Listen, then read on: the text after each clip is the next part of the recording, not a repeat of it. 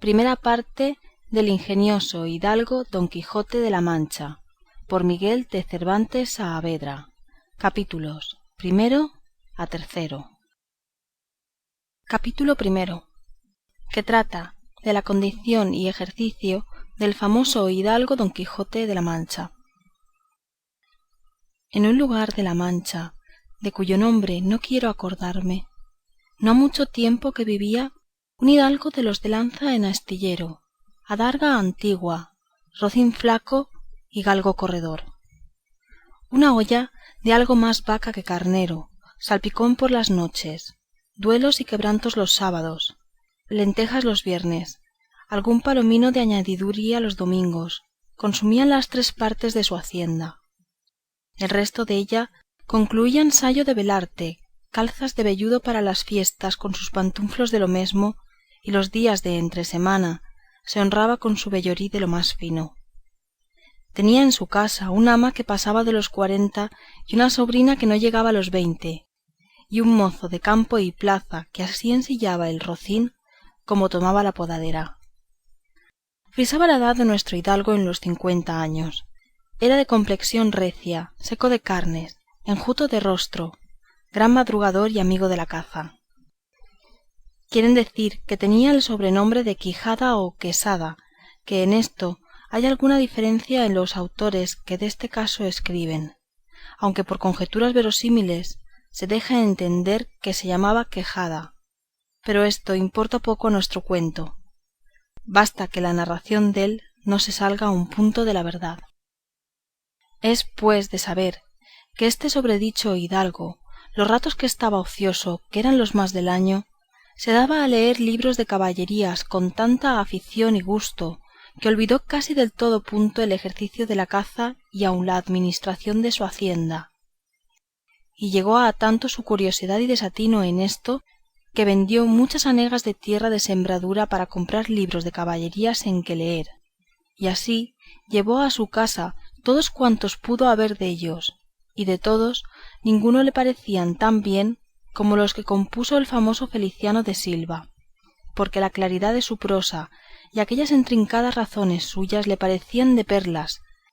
y más cuando llegaba a leer aquellos requiebros y cartas de desafíos donde en muchas partes hallaba escrito: la razón de la sinrazón que a mi razón se hace, de tal manera mi razón enflaquece, que con razón me quejo de la vuestra fermosura. Y también cuando leía: los altos cielos que de vuestra divinidad divinamente con las estrellas os fortifican y os hacen merecedora del merecimiento que merece la vuestra grandeza. Con estas razones perdía el pobre caballero el juicio y desvelábase por entenderlas y desentrañarles el sentido,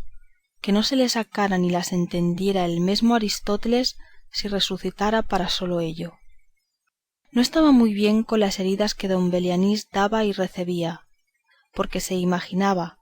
que por grandes maestros que le hubiesen curado no dejaría de tener el rostro y todo el cuerpo lleno de cicatrices y señales, pero con todo alababa en su autor aquel acabar su libro con la promesa de aquella inacabable aventura, y muchas veces le vino deseo de tomar la pluma y dalle fin al pie de la letra, como allí se promete, y sin duda alguna lo hiciera, y aun saliera con ello si otros mayores y continuos pensamientos no se lo estorbaran. Tuvo muchas veces competencia con el cura de su lugar, que era hombre docto, graduado en Sigüenza, sobre cual había sido mejor caballero, Palmerín de Inglaterra o Amadís de Gaula. Mas maese Nicolás, barbero del mesmo pueblo, decía que ninguno llegaba al caballero del Febo, y que si alguno se le podía comparar era don Galaor, hermano de Amadís de Gaula,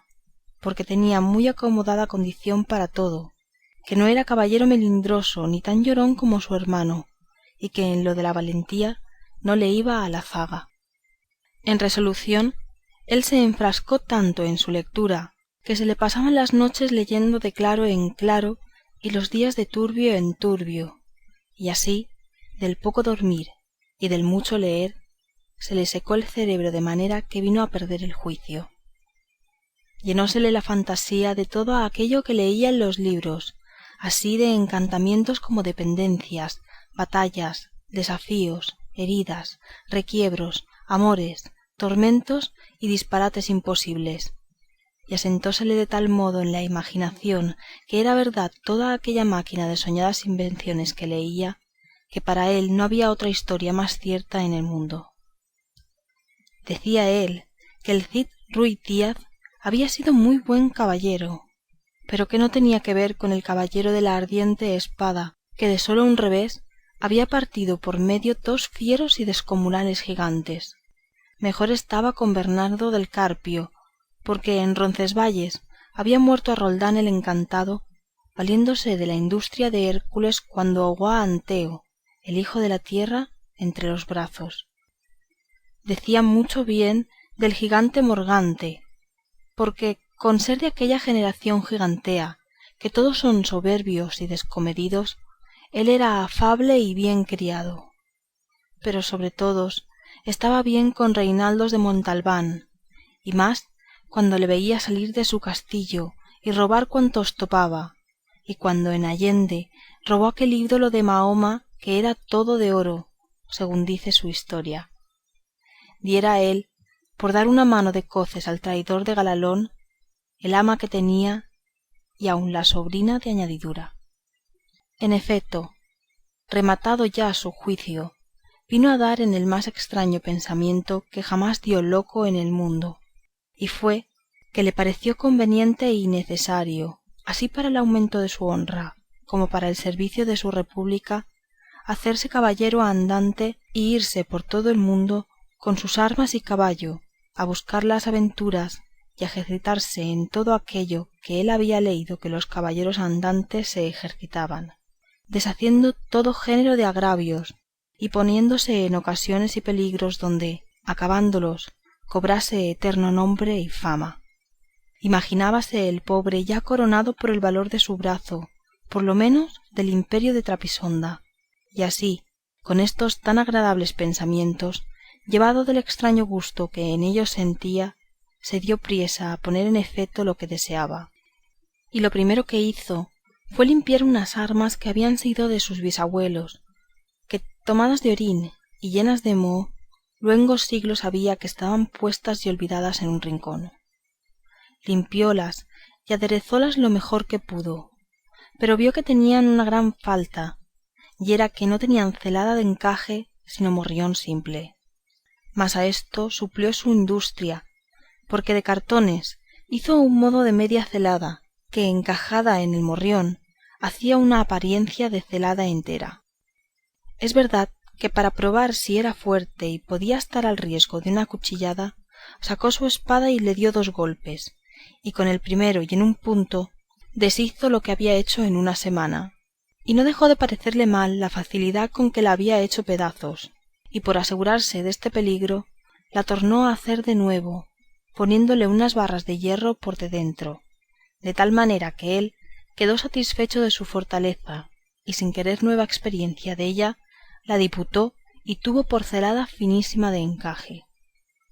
Fue luego a ver a su rocín,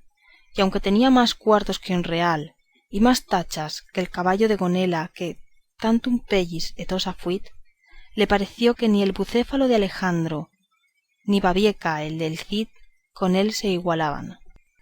4 días se le pasaron en imaginar qué nombre le pondría, porque, según se decía él a sí mesmo, no era razón que caballo de caballero tan famoso y tan bueno él por sí, estuviese sin nombre conocido, y ansí procuraba acomodarse de manera que declarase quién había sido antes que fuese de caballero andante y lo que era entonces, pues estaba muy puesto en razón que, mudando su señor estado, mudase él también el nombre y le cobrase famoso y de estruendo, como convenía a la mayor orden y al nuevo ejercicio que ya profesaba. Y así, después de muchos nombres que formó, borró, quitó, añadió, deshizo y tornó a hacer en su memoria e imaginación, al fin le vino a llamar Rocinante, nombre a su parecer alto, sonoro y significativo de lo que había sido cuando fue rocín, antes de lo que ahora era, que era antes y primero de todos los rocines del mundo. Puesto nombre y tan a su gusto a su caballo, quiso ponérselo a sí mismo, y este pensamiento duró otros 8 días, y al cabo se vino a llamar Don Quijote, de donde, como queda dicho, tomaron ocasión los autores desta tan verdadera historia, que sin duda se debía llamar Quijada y no Quesada, como otros quisieron decir. Pero acordándose de que el valeroso Amadís no se había contentado con sólo llamarse Amadís a secas, sino que añadió el nombre de su reino y patria para hacerla famosa, y se llamó Amadís de Gaula, así quiso, como buen caballero, añadir al suyo el nombre de la suya, y llamarse Don Quijote de la Mancha, con que, a su parecer, declaraba muy al vivo su linaje y patria, y la honraba con tomar el sobrenombre della. Limpias pues sus armas, hecho del morrión celada, puesto nombre a su rocín y, confirmándose a sí mesmo, se dio a entender que no le faltaba otra cosa sino buscar una dama de quien enamorarse, porque el caballero andante sin amores era árbol sin hojas y sin fruto y cuerpo sin alma. Decíase él: si yo, por malos de mis pecados o por mi buena suerte, me encuentro por ahí con algún gigante, como de ordinario les acontece a los caballeros andantes, y le derribo de un encuentro o le parto por la mitad del cuerpo, o finalmente le venzo y le rindo, no será bien tener a quien enviarle presentado, y que entre y se hinque de rodillas ante mi dulce señora, y diga con voz humilde y rendido: yo, señora, soy el gigante Caraculiambro, señor de la ínsula Malindrania, a quien venció en singular batalla el jamás como se debe alabado caballero Don Quijote de la Mancha, el cual me mandó que me presentase ante la vuestra merced para que la vuestra grandeza disponga de mí a su talante. Oh, cómo se holgó nuestro buen caballero cuando hubo hecho este discurso, y más cuando halló a quien dar nombre de su dama. Y fue a lo que se cree que en un lugar cerca del suyo había una moza labradora de muy buen parecer, de quien él un tiempo anduvo enamorado, aunque según se entiende ella jamás lo supo ni se dio cata dello. Llamábase Aldonza Lorenzo, y, buscándole nombre que no desdijese mucho del suyo y que tirase y encaminase al de princesa y gran señora, vino a llamarla Dulcinea del Toboso, porque era natural del Toboso, nombre a su parecer músico y peregrino y significativo, como todos los demás que a él y a sus cosas había puesto. Fin del capítulo primero. Capítulo segundo, que trata de la primera salida que de su tierra hizo el ingenioso Don Quijote. Hechas pues estas prevenciones, no quiso aguardar más tiempo a poner en efeto su pensamiento, apretándole a ello la falta que él pensaba que hacía en el mundo su tardanza, según eran los agravios que pensaba deshacer, tuertos que enderezar, sin razones que enmendar y abusos que mejorar y deudas que satisfacer, y así, sin dar parte a persona alguna de su intención, y sin que nadie le viese, una mañana antes del día, que era uno de los calurosos del mes de julio, se armó de todas sus armas, subió sobre Rocinante puesta su mal compuesta celada, embrazó su adarga, tomó su lanza, y por la puerta falsa de un corral salió al campo, con grandísimo contento y alborozo de ver con cuánta facilidad había dado principio a su buen deseo. Mas apenas se vio en el campo, cuando le asaltó un pensamiento terrible y tal que por poco le hiciere dejar la comenzada empresa, y fue que le vino a la memoria que no era caballero armado, y que conforme a la ley de caballería ni podía ni debía tomar armas con ningún caballero, y puesto que lo fuera, había de llevar armas blancas, como novel caballero, sin empresa en el escudo, hasta que por su esfuerzo lo ganase. Estos pensamientos le hicieron titubear en sus propósitos, mas, pudiendo más su locura que otra razón alguna, propuso de hacerse armar caballero del primero que topase, a imitación de otros muchos que así lo hicieron, según él había leído en los libros que tal le tenían. En lo de las armas blancas, pensaba limpiarlas de manera, en teniendo lugar, que fuesen más que un armiño, y con esto se quietó y prosiguió su camino, sin llevar otro que aquel que su caballo quería, creyendo que en aquello consistía la fuerza de las aventuras. Yendo pues caminando nuestro flamante aventurero, iba hablando consigo mesmo y diciendo: ¿quién duda sino que en los venideros tiempos, cuando salga a la luz la verdadera historia de mis famosos hechos, que el sabio que lo escribiere no ponga, cuando llegue a contar esta mi primera salida tan de mañana, desta manera? Apenas había el rubicundo Apolo tendido por la faz de la ancha y espaciosa tierra las doradas hebras de sus hermosos cabellos, y apenas los pequeños y pintados pajarillos con sus arpadas lenguas habían saludado con dulce y meliflua armonía la venida de la rosada aurora, que, dejando la blanda cama del celoso marido por las puertas y balcones del manchego horizonte, a los mortales se mostraba, cuando el famoso caballero Don Quijote de la Mancha, dejando las ociosas plumas, subió sobre su famoso caballo Rocinante y comenzó a caminar por el antiguo y conocido campo de Montiel. Y era la verdad que por él caminaba. Y añadió diciendo: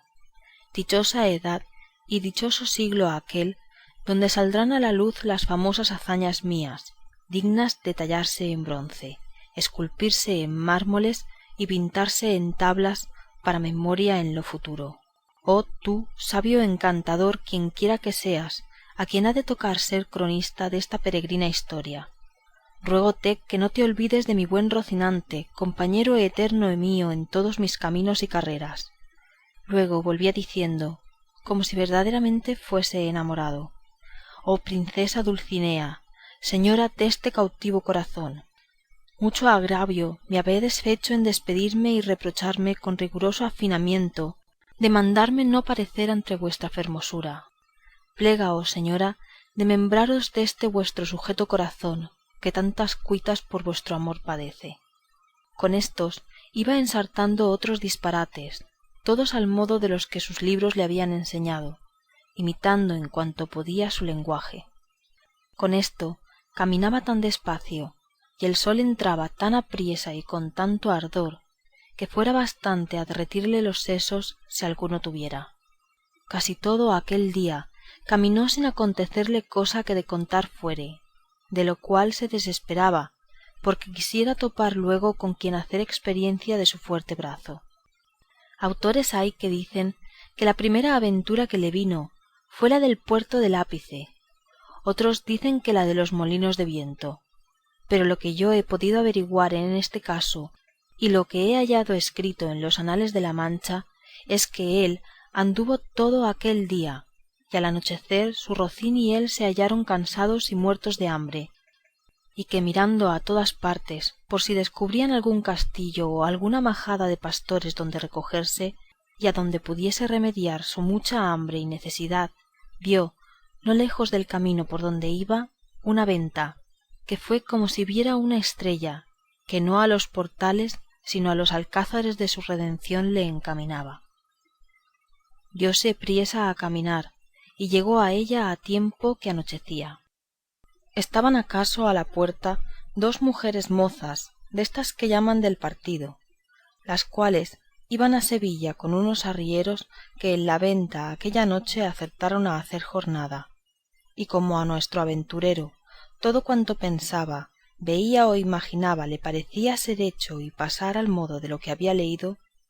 luego vio que la venta se le presentó un castillo con sus 4 torres y chapiteles de luciente plata, sin faltarle su puente levadizo y honda cava, con todos aquellos adherentes que semejantes castillos se pintan. Fuese llegado a la venta, que a él le parecía castillo, y a poco trecho della detuvo las riendas a Rocinante, esperando que algún enano se pusiese entre las almenas a dar la señal con alguna trompeta de que llegaba caballero al castillo. Pero vio que se tardaban,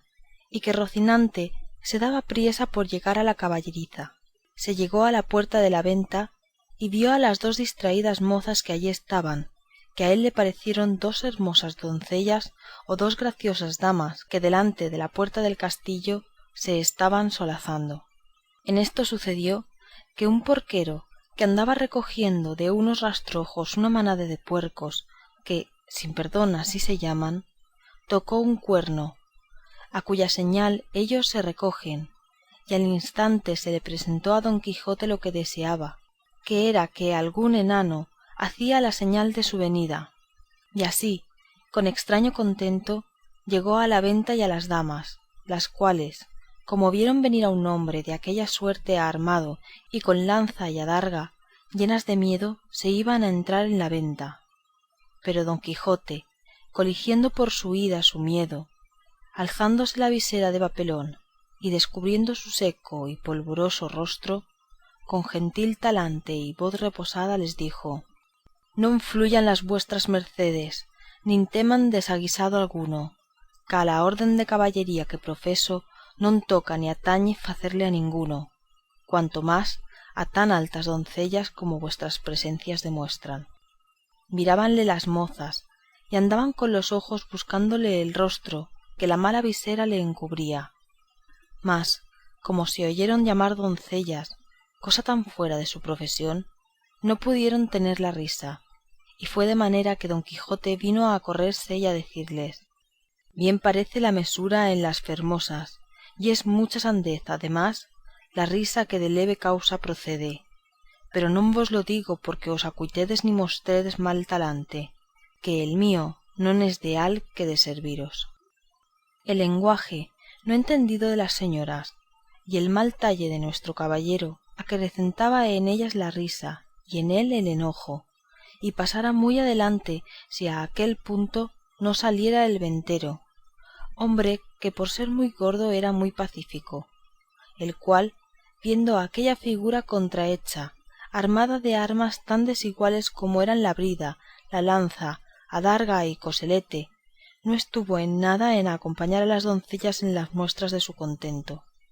mas, en efecto, temiendo la máquina de tantos pertrechos, determinó de hablarle comedidamente y así le dijo: «Si vuestra merced, señor caballero, busca posada, amén del lecho, porque en esta venta no hay ninguno, todo lo demás se hallará en ella en mucha abundancia». Viendo don Quijote la humildad del alcaide de la fortaleza, que tal le pareció a él el ventero y la venta, respondió: «Para mí, señor castellano, cualquier cosa basta, porque mis arreos son las armas, mi descanso el pelear».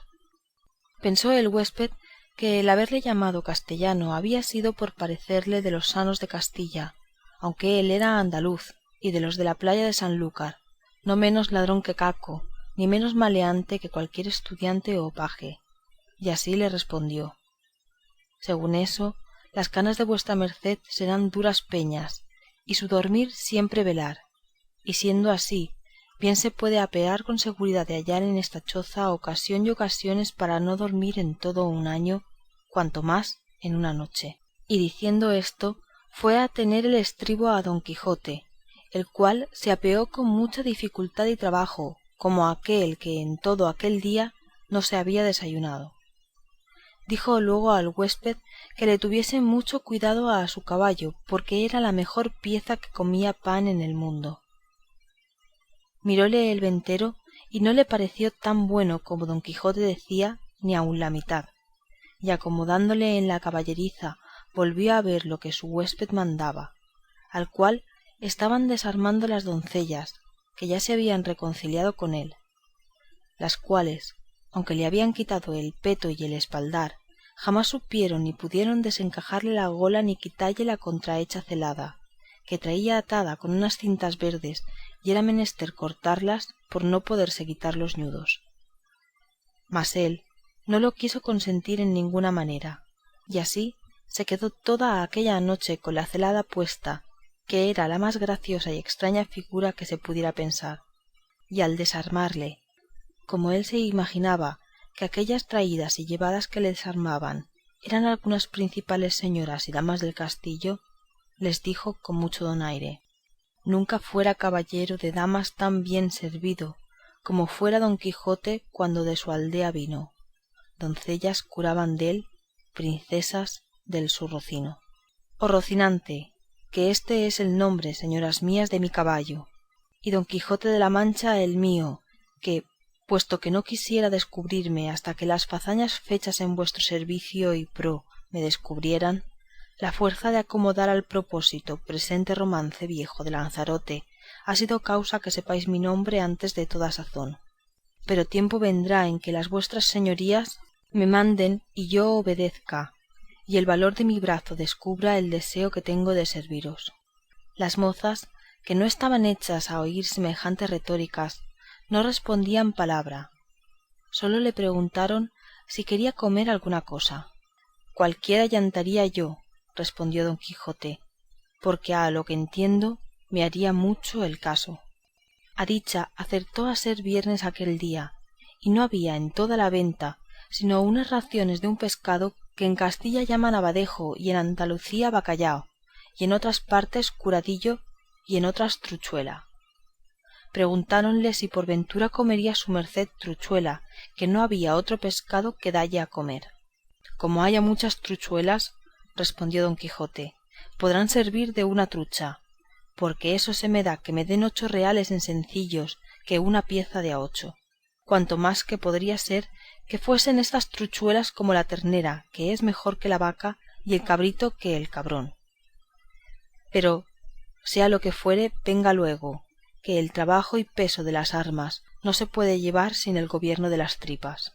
Pusiéronle la mesa a la puerta de la venta, por el fresco, y trújole el huésped una porción del mal remojado bacallao y un pan tan negro y mugriento como sus armas. Pero era materia de grande risa verle comer, porque como tenía puesta la celada y alzada la visera, no podía poner nada en la boca con sus manos si otro no se lo daba y ponía, y ansí una de aquellas señoras servía deste menester. Mas al darle de beber no fue posible ni lo fuera si el ventero no horadara una caña, y puesto el un cabo en la boca, por el otro le iba echando el vino. Y todo esto lo recibía con paciencia, a trueco de no romper las cintas de la celada. Estando con ello, llegó a la venta un castrador de puercos, y así como llegó, sonó su silbato de caña 4 o 5 veces, con lo cual acabó de confirmar don Quijote que estaba en algún famoso castillo y que le servían con música, y que el abadejo eran truchas, el pan candeal y las rameras damas, y el ventero castellano del castillo, y con esto daba por bien empleada su determinación y salida. Mas lo que más le fatigaba era el no verse armado de caballero, por parecerle que no se podría poner legítimamente en aventura alguna sin recebir la orden de caballería. Fin del capítulo 2. Capítulo 3, donde se cuenta la graciosa manera que tuvo don Quijote en armarse caballero. Y así, fatigado deste pensamiento, abrevió su venteril y limitada cena, la cual acabada llamó al ventero, y encerrándose con él en la caballeriza, se hincó de rodillas ante él diciendo: no me levantaré jamás de donde estoy, valeroso caballero, fasta que la vuestra cortesía me otorgue un don que pedirle quiero, el cual redundará en alabanza vuestra y en pro del género humano. El ventero, que vio a su huésped a sus pies y oyó semejantes razones, estaba confuso mirándole, sin saber qué hacerle ni decirle, y porfiaba con él que se levantase, y jamás quiso hasta que le hubo de decir que le otorgaba el don que le pedía. No esperaba yo menos de la gran magnificencia vuestra, señor mío, respondió don Quijote, y así os digo que el don que os he pedido y de vuestra liberalidad me ha sido otorgado es que mañana en aquel día me habéis de armar caballero, y esta noche en la capilla de este vuestro castillo velaré las armas, y mañana, como tengo dicho, se cumplirá lo que tanto deseo para poder, como se debe, ir por todas las 4 partes del mundo buscando las aventuras en pro de los menesterosos, como está a cargo de la caballería y de los caballeros andantes como yo soy, cuyo deseo a semejantes fazañas es inclinado. El ventero, que como está dicho era un poco socarrón y ya tenía algunos barruntos de la falta de juicio de su huésped, acabó de creerlo cuando acabó de oírle semejantes razones, y por tener que reír aquella noche determinó de seguirle el humor, y así le dijo que andaba muy acertado en lo que deseaba y pedía, que tal propuesto era propio y natural de los caballeros tan principales como él parecía y como su gallarda presencia mostraba, y que él ansimesmo en los años de su mocedad se había dado a aquel honroso ejercicio, andando por diversas partes del mundo buscando aventuras, sin que hubiese dejado los percheles de Málaga, islas de Riarán, compás de Sevilla, azuguejo de Segovia, la olivera de Valencia, rondilla de Granada, playa de Sanlúcar, potro de Córdoba y las ventillas de Toledo y otras diversas partes donde había ejercido la ligereza de sus pies y sutileza de sus manos, haciendo muchos tuertos, recuestando muchas viudas, deshaciendo a algunas doncellas y engañando a algunos pupilos, y finalmente dándose a conocer por cuantas audiencias y tribunales hay en casi toda España, y que a lo último se había venido a recoger a aquel su castillo, donde vivía con su hacienda y con las ajenas, recogiendo en él a todos los caballeros andantes de cualquiera calidad y condición que fuesen, sólo por la mucha afición que les tenía, y porque partiesen con él de sus haberes, en pago de su buen deseo. Díjole también que en aquel su castillo no había capilla alguna donde poder velar las armas porque estaba derribada para hacerla de nuevo, pero que en caso de necesidad él sabía que se podían velar dondequiera y que aquella noche las podría velar en un patio del castillo, que a la mañana, siendo Dios servido, se harían las debidas ceremonias, de manera que él quedase armado caballero y tan caballero que no pudiese ser más en el mundo. Preguntóle si traía dineros. Respondió don Quijote que no traía blanca, porque él nunca había leído en las historias de los caballeros andantes que ninguno los hubiese traído.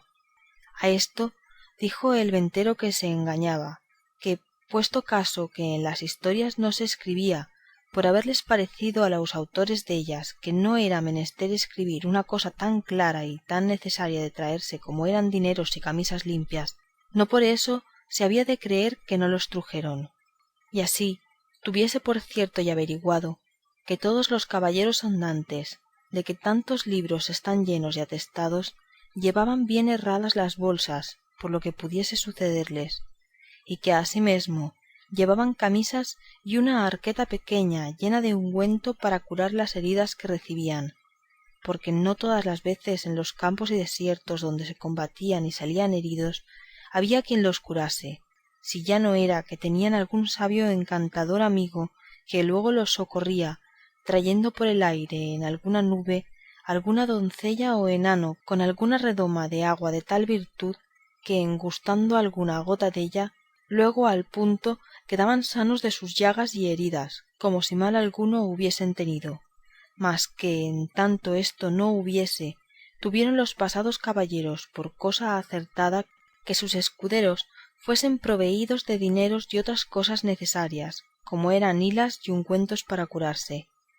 Y cuando sucedía que los tales caballeros no tenían escuderos, que eran pocas y raras veces, ellos mesmos los llevaban todo en unas alforjas muy sutiles que casi no se parecían a las ancas del caballo, como que era otra cosa de más importancia, porque, no siendo por ocasión semejante, esto de llevar alforjas no fue muy admirado entre los caballeros andantes, y por esto le daba por consejo, pues aún se le podía mandar como a su ahijado, que tan presto lo había de ser, que no caminase de allí adelante sin dineros y sin las prevenciones referidas, y que vería cuán bien se hallaba con ellas cuando menos se pensase. Prometióle don Quijote de hacer lo que se le aconsejaba con toda puntualidad, y así se dio luego orden como velase las armas en un corral grande que a un lado de la venta estaba, y recogiéndolas don Quijote todas, las puso sobre una pila que junto a un pozo estaba, y embrazó su adarga, asió de su lanza y con gentil continente se comenzó a pasear delante de la pila, y cuando comenzó el paseo empezaba a cerrar la noche. Contó el ventero a todos cuantos estaban en la venta la locura de su huésped, la vela de las armas y la armazón de caballería que esperaba. Admiráronse de tan extraño género de locura, y fuéronselo a mirar desde lejos, y vieron que con sosegado ademán unas veces se paseaba, otras, arrimado a su lanza, ponía los ojos en las armas, sin quitarlos por un buen espacio dellas. acabó de cerrar la noche, pero con tanta claridad de la luna que podía competir con el que se la prestaba, de manera que cuando el novel caballero hacía era bien visto de todos. Antojósele en esto a uno de los arrieros que estaban en la venta ir a dar agua a su recua, y fue menester quitar las armas de don Quijote que estaban sobre la pila, el cual, viéndole llegar, en voz alta dijo: «Oh tú, quienquiera que seas, atrevido caballero que llegas a tocar las armas del más valeroso andante que jamás se ciñó espada, mira lo que haces y no las toques, si no quieres dejar la vida en pago de tu atrevimiento». No se curó el arriero destas razones, y fuera mejor que se curara, porque fuera curarse en salud. Antes, trabando de las correas, las arrojó gran trecho de sí, lo cual, visto por don Quijote, alzó los ojos al cielo y puesto el pensamiento a lo que pareció en su señora Dulcinea, dijo: «Acorredme, señora mía, en esta primera afrenta que a este vuestro avasallado pecho se le ofrece. No me desfallezca en este primero trance vuestro favor y amparo». Y diciendo estas y otras semejantes razones, soltando la adarga,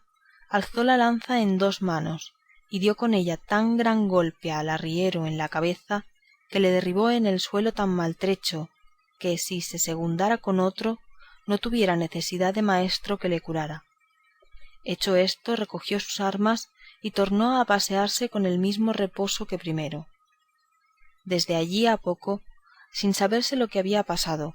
porque aún estaba aturdido el arriero, llegó otro con la mesma intención de dar agua a sus mulos, y llegando a quitar las armas para desembarazar la pila, sin hablar con don Quijote palabra y sin pedir favores a nadie, soltó otra vez la adarga y alzó otra vez la lanza, y sin hacerla pedazos hizo más de tres la cabeza del arriero, porque se la abrió por cuatro. Al ruido acudió toda la gente de la venta, y entre ellos el ventero. Viendo esto, don Quijote embrazó su adarga y puesta mano a su espada dijo: «Oh señora de la fermosura, esfuerzo y vigor del debilitado corazón mío, ahora es tiempo que vuelvas los ojos de tu grandeza a este tu cautivo caballero que tamaña aventura está atendiendo». Con esto cobró, a su parecer, tanto ánimo que si le acometieran todos los arrieros del mundo no volviera pie atrás. Los compañeros de los heridos, que tales los vieron, comenzaron desde lejos a llover piedras sobre don Quijote, el cual, lo mejor que podía, se reparaba con su adarga y no se osaba apartar de la pila por no desamparar las armas. El ventero daba voces que le dejasen, porque ya les había dicho cómo era de loco, y que por loco se libraría aunque los matase a todos. También don Quijote las daba mayores, llamándoles alevosos y traidores, y que el señor del castillo era un follón y mal nacido caballero, pues de tal manera consentía que se tratasen a los andantes caballeros, y que si él hubiera recibido la orden de caballería, que él diera a entender su alevosía. Pero de vosotros, soez y baja canalla, no hago caso a alguno. Tirad, llegad, venid y ofendedme en cuanto pudiéredes, que vosotros veréis el pago que lleváis de vuestra sandez y demasía. Decía esto con tanto brío y denuedo que infundió un terrible temor a los que le acometían, y así, por esto como por las persuasiones del ventero, le dejaron de tirar, y él dejó retirar a los heridos y tornó a la vela de sus armas con la misma quietud y sosiego que primero. No le parecieron bien al ventero las burlas de su huésped, y determinó abreviar y darle la negra orden de caballería luego, antes que otra desgracia sucediese,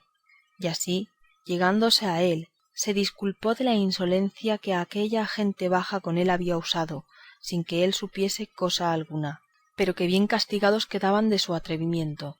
Díjole, como ya le había dicho, que en aquel castillo no había capilla, y para lo que restaba de hacer tampoco era necesaria, que todo el toque de quedar armado caballero consistía en la pescozada y en el espaldarazo, según él tenía noticia del ceremonial de la orden,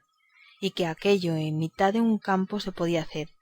y que ya había cumplido con lo que tocaba al velar las armas, que con solas 2 horas de vela se cumplía, cuanto más que él había estado más de 4.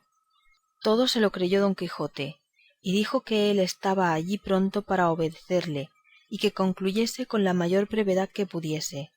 porque si fuese otra vez acometido y se viese armado caballero, no pensaba dejar persona viva en el castillo, excepto aquellas que él le mandase, a quien por su respeto dejaría. Advertido y medroso desto el castellano, trujo luego un libro donde se asentaba la paja y cebada que daba a los arrieros, y con un cabo de vela que le traía un muchacho, y con las 2 ya dichas doncellas, se vino adonde don Quijote estaba, al cual mandó hincar de rodillas, y leyendo en su manual como que decía alguna devota oración, en mitad de la leyenda alzó la mano y diole sobre el cuello un buen golpe, y tras él con su mesma espada un gentil espaldarazo, siempre murmurando entre dientes como que rezaba. Hecho esto, mandó a una de aquellas damas que le ciñese la espada, la cual hizo con mucha desenvoltura y discreción, porque no fue menester poca para no reventar de risa a cada punto de las ceremonias. Pero las proezas que ya habían visto del novel caballero les tenía la risa a raya. Al ceñirle la espada, dijo la buena señora: Dios haga a vuestra merced muy venturosa caballero y le dé ventura en lides. Don Quijote le preguntó cómo se llamaba, porque él supiese de allí adelante a quién quedaba obligado por la merced que recibía, porque pensaba darle alguna parte de la honra que alcanzase con el valor de su brazo. Ella respondió con mucha humildad que se llamaba la Tolosa, y que era hija de un remendón natural de Toledo, y que vivía en las tendillas de Sancho Bienaya, y que dondequiera que ella estuviese le serviría y tendría por señor. Don Quijote le replicó que, por su amor, le hiciese merced que de allí en adelante se pusiese don y se llamase doña Tolosa. Ella se lo prometió, y la otra le calzó la espuela, con la cual le pasó casi el mismo coloquio que con la de la espada. Preguntóle su nombre y dijo que se llamaba la Molinera, y que era hija de un honrado molinero de Antequera, a la cual también rogó don Quijote que se pusiese don, y se llamase doña Molinera, ofreciéndole nuevos servicios y mercedes. Hechas, pues, de galope y apriesa, las hasta allí nunca vistas ceremonias, no vio la hora don Quijote de verse a caballo y salir buscando las aventuras, y ensillando luego a Rocinante, subió en él, y abrazando a su huésped, le dijo cosas tan extrañas, agradeciéndole la merced de haberle armado caballero, que no es posible acertar a referirlas. El ventero, por verle ya fuera de la venta, con no menos retórica, aunque con más breves palabras, respondió a las suyas, y sin pedirle la costa de la posada, le dejó ir a la buena hora. Fin del capítulo 3.